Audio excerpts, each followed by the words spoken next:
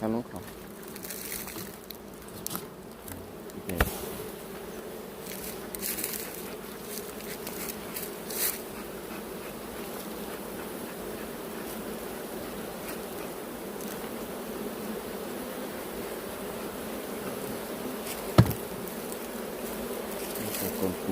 Con nhì con nhì rồi lột á mình lột là sang sống ai cũng có lột hết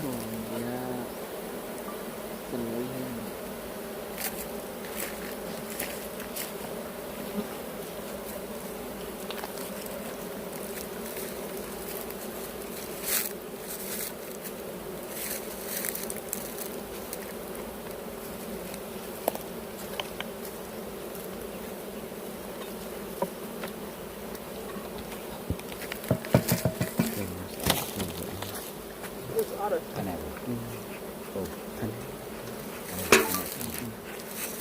hình còn một con gì ấy lột bảy đồng rồi ở bên nào rồi vậy nó tối này có không được